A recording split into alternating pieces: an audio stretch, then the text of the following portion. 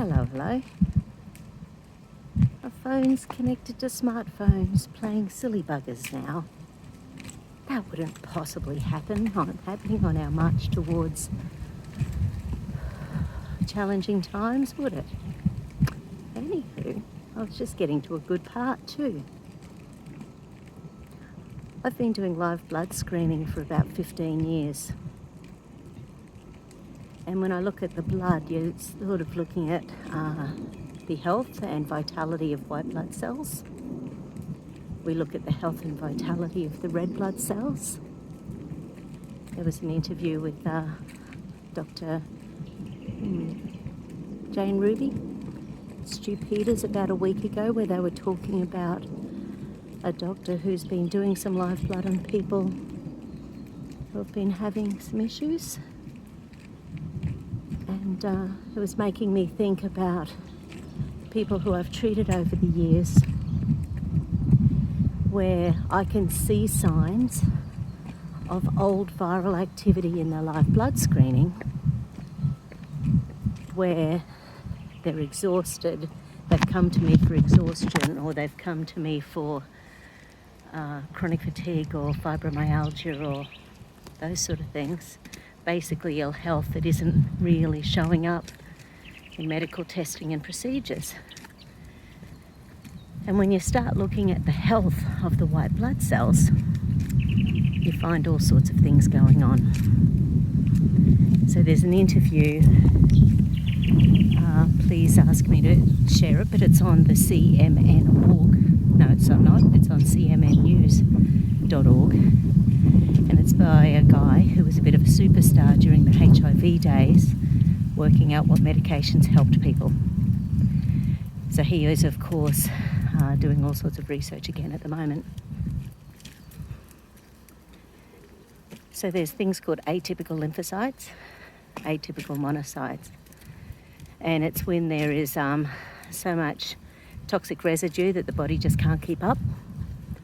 And so basically the cells look like they've got little spaceman helmets on. They're pretty cute, actually.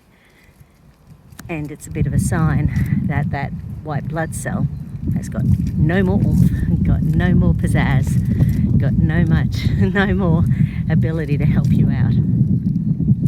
Doesn't mean it hasn't been working. It has. It's soaked up something really narky by the time it's atypical.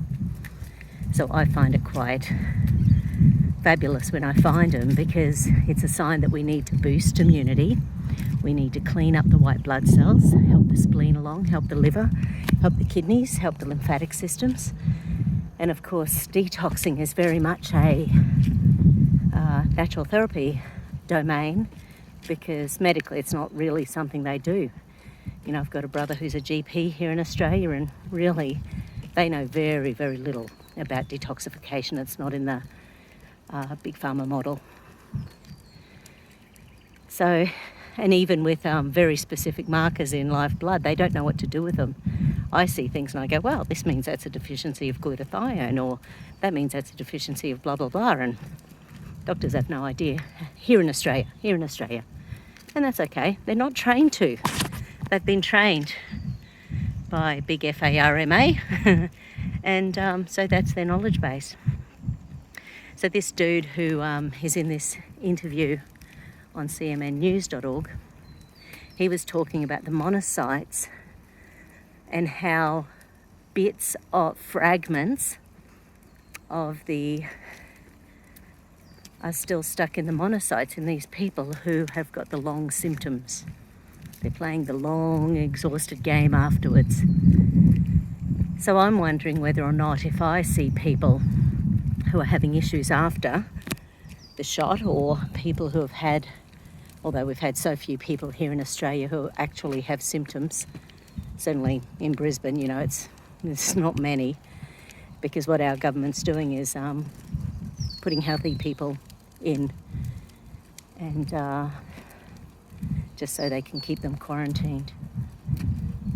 So they're not actually sick people. They're people that they want quarantined, and then they can say, yeah, we've got people in hospital. And I'm sure you've seen on the news, we've got army and police out in the streets. Totally crazy, bizarre times. So anyway, it's just been making me think about live blood and what I can do to clean up those white blood cells, boost them, get the body detoxifying, because I know in my world that this is what I'm going to be doing over the next 20 years. So anyway, have a good one. Just a few thoughts. I'll post that video. If I don't, I'll at the very least put the website to go check it out. Have a good one. Bye.